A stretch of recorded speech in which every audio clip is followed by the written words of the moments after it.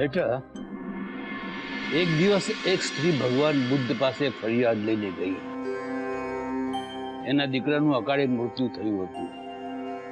અને ફરિયાદ કરી કે મારા સાથે જ આ અન્યાય શું કામ, આ દુઃખ, આ આફત મારા માથે જ શું કામ? ભગવાન બુદ્ધે કહ્યું, બેન, તું પહેલા મારું એક કામ કર, પછી હું તને તારા સવાલનો જવાબ આપીશ. લે આ પાત્ર, નગરમાં જા અને એક મુઠ્ઠી રાઈ લઈને આવ. પણ રાઈ એ ઘરેથી જ લાવજે જે ઘરમાં કોઈનું મૃત્યુ ન થયું હોય. બાઈ ગઈ, આખું નગર ફરી રે, થાકી પાકીને સાંજે પાછી આવી ખાલી પાત્ર સાથે, અને ભગવાનને કહ્યું કે ભગવાન, હું આખું નગર ફરી, ઘરે ઘરે ગઈ, પણ મને એકે ઘર એવું ન મળ્યું કે જ્યાં કોઈનું મૃત્યુ ન થયું હોય. ભગવાન બુદ્ધે કહ્યું, બેન, આ છે તારા સવાલનો જવાબ. દુઃખ તો બધાને જ હોય, એના રૂપ જુદા જુદા હોય. આને જ કહેવાય નસીબ, આને જ કહેવાય વિધિના લેખ. શાસ્ત્રીજી, શાસ્ત્રો કે ભગવાનમાં મને વિદ્યા કરતા શ્રદ્ધા વધુ. જો આ સગાઈની વીંટી જ મારા નસીબમાં છે, જો વિધાતાએ મારા નસીબમાં પીડા જ લખી છે, તો હું તમારી વિદ્યા અને મારી શ્રદ્ધાને ખોટા પાડીશ.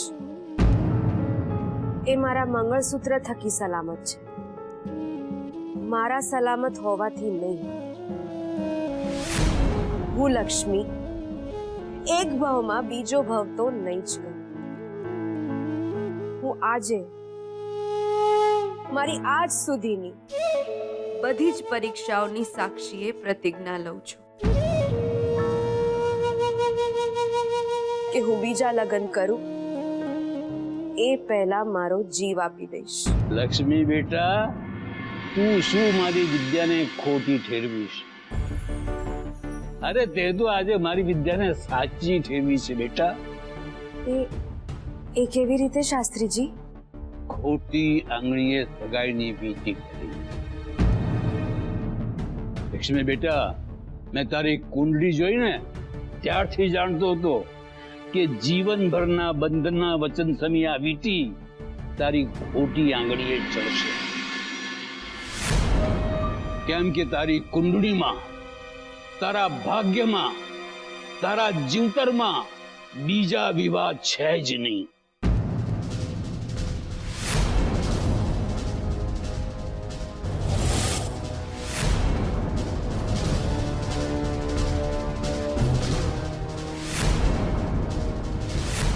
પછી શાસ્ત્રીજી, જો મારા ભાગ્યમાં બીજા વિવાહ નથી તો પછી સંતાન સુખ કેમ છે?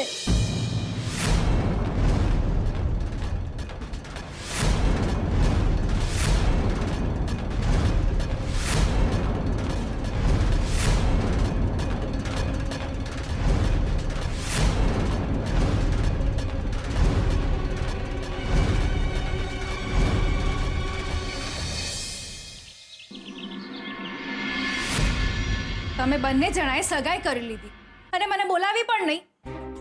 શોધાને પણ ના બોલાવી મને. બેન, શું છે? લે હું નહીં, આ બોલ્યા. બેન, દાદા દાદીએ જીદ કરી. એમણે કહ્યું કે અત્યારે જ સગાઈ કરી નાખો. એટલા માટે પછી છે ને ઓલા આયા હતા આપણે, રવિ શાસ્ત્રી. શાસ્ત્રીજી, હા એ જ વે, શાસ્ત્રી તો બોલ્યો ને.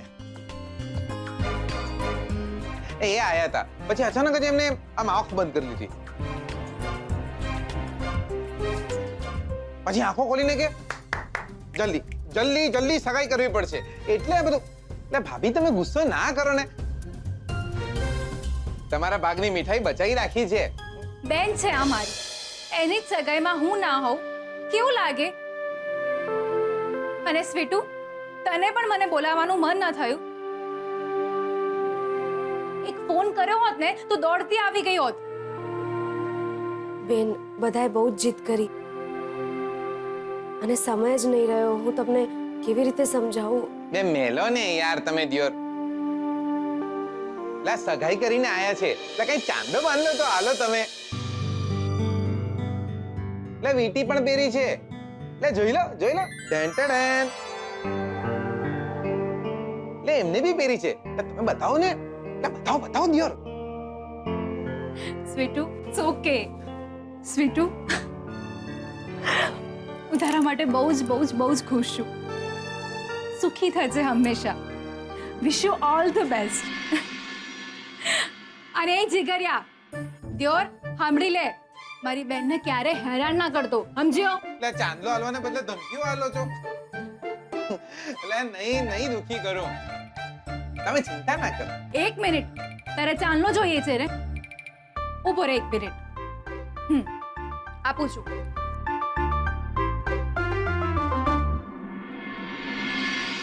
શું લાગે છે બકા? ભાભી કેટલા રૂપિયા હાલ છે? લે સગાઈ કરી છે તો ચાંદલો તો મળવો જ જોઈએ ને. અમારા મેવડામાં છે ને પગે લાગો તો જ રૂપિયા મળે. તમે માનશો નહીં, દિવાળીમાં અડધા મેવડાને જઈને પગે લાગ્યા આવતો તો કેટલા રૂપિયા મળતા. આ બધી વાતો એટલા માટે કરું છું કે જો તમે ખુશ રહો. આવી રીતે ઉદાસ રહેશો તો ભાભીને શંકા જશે.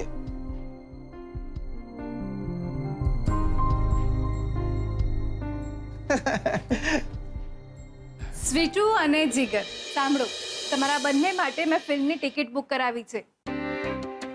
લંચ સાથે લેજો અને રાત્રે ડિનર માટે મેં ટેબલ પણ બુક કરાવ્યું છે. સાથે હરજો ફરજો, ખાજો પીજો, ખૂબ મસ્તી કરજો, ધમાલ કરજો. Have fun.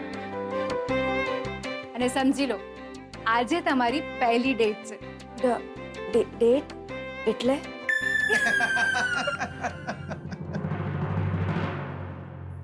રંજીત કુમાર, સારિકા, આ જુઓ, આપણી જ સ્કીમનો ફ્લેટ છે. ટોપ ફ્લોર આખો. પપ્પા,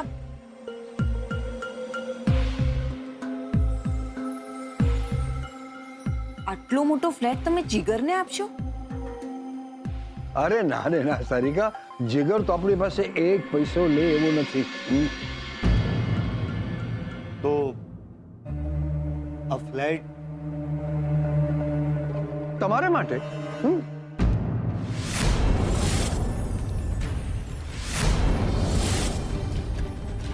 શું થયું?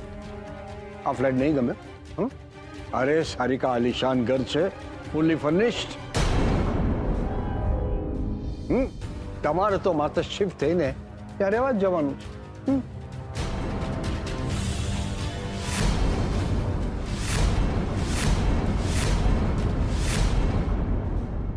પણ પપ્પા, અમે અહીંયા કઈ... અરે સારિકા, આ ઘર પણ તમારું જ છે. હવે તમારું પણ અલગ ઘર હોવું જોઈએ. 7મી તારીખે લગ્ન છે, તે પહેલા તમે બને તો શિફ્ટ થઈ જાઓ.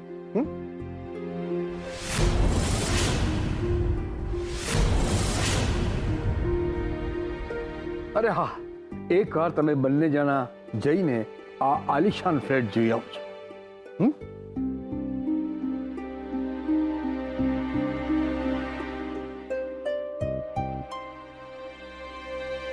શું થઈ રહ્યું છે આ બધું? પહેલા બિઝનેસ હાથમાંથી ગયો ને હવે આ ઘર પણ. પાણી માથેથી ઉપર આવી ગયું છે. કંઈક તો કરવું જ પડશે હવે. શું કરીશ તું? હા, જીગર અને લક્ષ્મીની સગાઈ થઈ ગઈ છે. સિક્કો લાગી ગયો છે આ ઘરમાં કાયમ માટે રહેવાનો. અને ઘરની બહાર જવાનો વારો આવ્યો છે આપણો. ના, આપણે આ ઘરની બહાર નહીં જઈએ. ઘરની બહાર તો જીગર અને લક્ષ્મી જ જશે.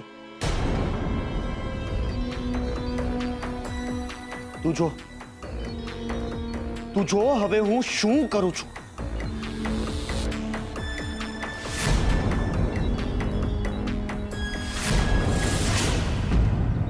હે રંગ લો જામ્યો કાલિંદડીને ઘાટ છો ગાળા તારા ઓરે રંગીલા તારા રંગ ભેરો જોએ તારી વાટ રંગલો.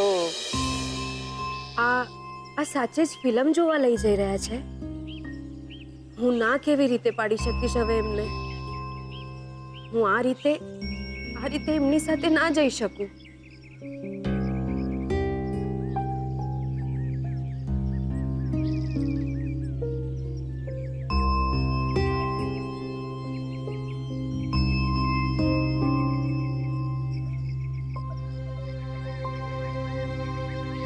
બેહો ને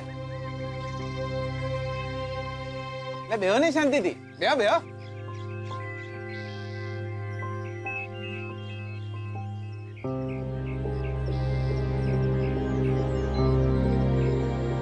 આ ભાભી બી ખરા છે ને ડિયોર. આપણા બેની પિક્ચરની ટિકિટ કઢાઈ નાખી. પણ આપણા સંબંધ કઈ એવા થોડા છે કે જોડે પિક્ચર જોવા જઈએ.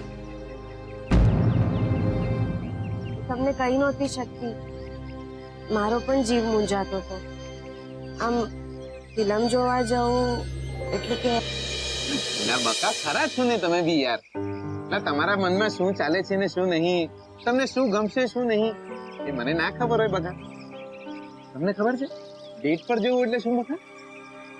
છોકરા ને છોકરી જોડે બહાર જાય, ખાય પીએ અને પછી થોડો ઘણો ટાઈમ વધે ને તો પ્રેમ બેમ કરે એવું બધું. એટલે ના એ તો છોકરા ને છોકરી એકબીજાને પ્રેમ કરતા હોય તો. આપણા સંબંધમાં આવું બધું ના થાય. એટલે નાટકમાં આવું બધું ના હોય દિયો. આપણે તો જોડે બેસીને વાતો કરશું અને ભૂખ લાગશે તો આપણે બહાર કંઈ ખાઈશું ને પછી ઘરે જઈશું. બકા એ બધાને એવું લાગવું જોઈએ કે આપણે સાચે જ ડેટ પર ગયા હતા. તમે મારા લીધે કેટલું હેરાન થઈ રહ્યા છો ને. થાય હવે દિયો, એમાં શું? એવાને આપણે જોડે તો રહેવા મળ્યું. આ શોધન એના લગ્ન થઈ જશે ને એ પછી તો એકબીજાનું મોઢું બી નહીં જોવા મળે. આપણે પાછા જતા રહેવાના લંડન. તમે બીજા લગ્ન નહીં કરો? તમે કરશો? બકા જે સવાલનો જવાબ આપણી જોડે ના હોય ને એ સવાલ બીજાને ના કરવાનો. ભલે ખોટું તો ખોટું નાટક હોય. તમારી સાથે આટલી વાત કરવા મળી ને એટલું બહુ છે. આપણી લાઈફ પતી જઈ ગઈ. લંડનમાં જઈશ એકલો બી હોઈશ ને આપણને એવું જ લાગશે કે આપણે જોડે ને જોડે છીએ બધા. પણ તમે તો એકના એક દીકરા છો ને તમારા મા બાપના. તમે બી તમારા મા બાપુના એક ના એક દીકરી હશો. એ બંને જો જીવતા હોત ને તમને આમ જોત તો રાજી થતા?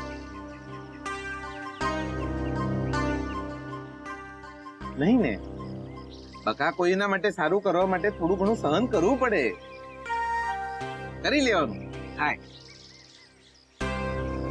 ચા પીશું? હું લઈને આવું. બેહો શાંતિથી.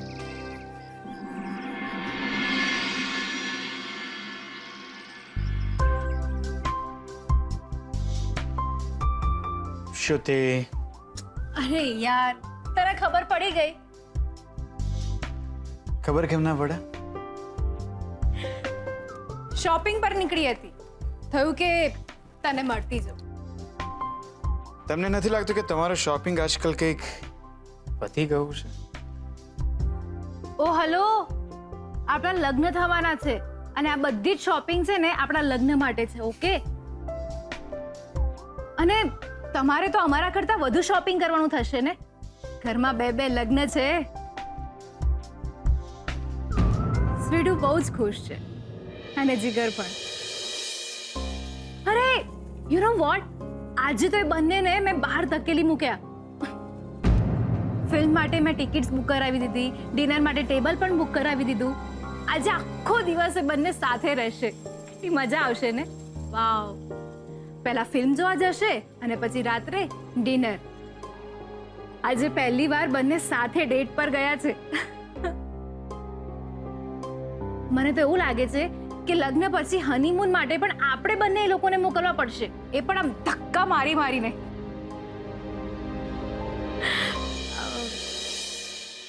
લિસન, આપણે પણ જઈએ ડિનર માટે. શ્રુતિ, મારે ઓફિસનું ઘણું કામ છે. એ પછી કંઈક ડિસાઈડ કરીશું. ઓકે, હું મમ્મીને મળતી આવું છું.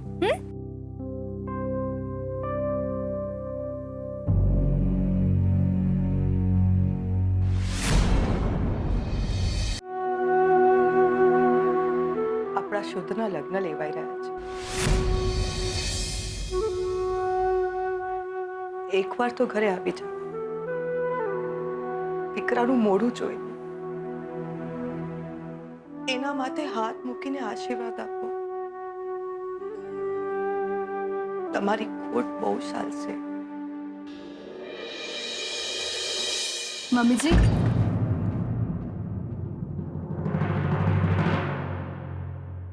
શુદ્ધના પપ્પા એમને કહી હતી કે શુદ્ધના લગ્ન લેવાઈ રહ્યા છે. એકવાર તો ઘરે પાછા આવી જાઓ. સુંદર મજાની વહુ આવી રહી છે ઘરે. મમ્મીજી, પપ્પાનો સ્વર્ગવાસ. ના ના, બેટા હયાત છે, પણ ખબર નહીં ક્યાં છે.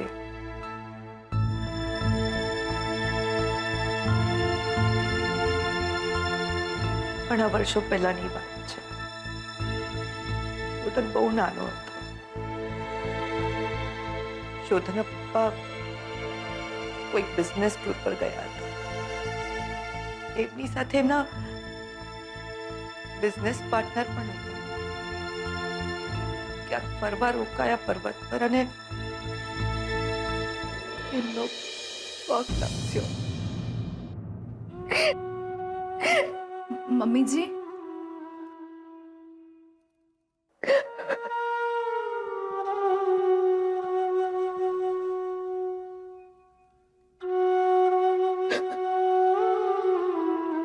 એમની સાથે જે હતા એમને ઘણા પ્રયત્ન કર્યા એમને બચાવવા માટે, પણ શુદ્ધના પપ્પા ખાઈમાં ધકેલાઈ ગયા.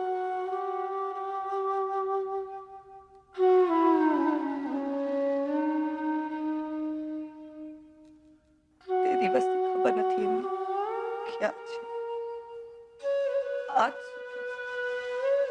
આજ સુધી અમે એમની રાહ જોઈ રહ્યા છીએ. ક્યારેક તો ઘરે પાછા આવશે.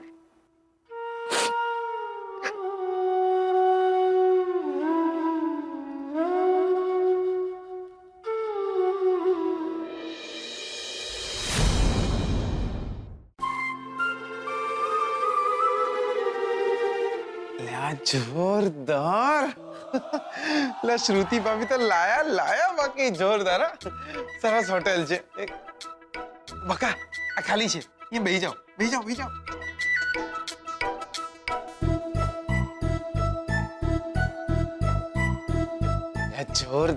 જોરદાર બકા. લે ભાભીએ તો ખર્ચો કર્યો છે. લે જમવાનાની સાથે સાથે આ મીણબત્તી પર ખર્ચો કર્યો છે. બકા આને કહેવાય કેન્ડલ લાઇટ ડિનર.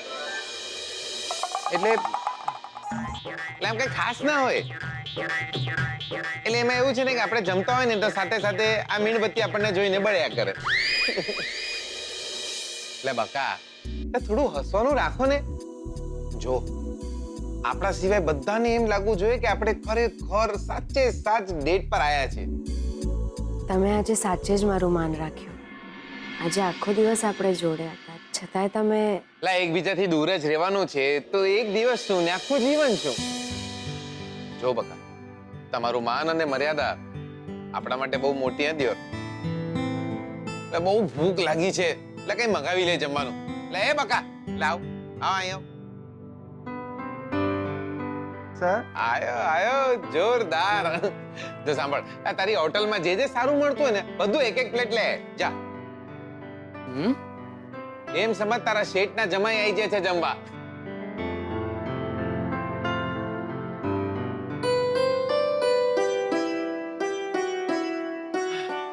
બકા હસવાનું રાખો ને. ખુશ રહો. જો આ શોધનીઓ પરણી જાય ને ત્યાર સુધી જ આપણે આ નાટક કરવાનું છે. અને જો બકા, મારાથી ડરવાની કાંઈ જરૂર નથી. આપણી આંગળીઓમાં વીંટી છે ને, એ આપણી લક્ષ્મણ રેખા છે બકા.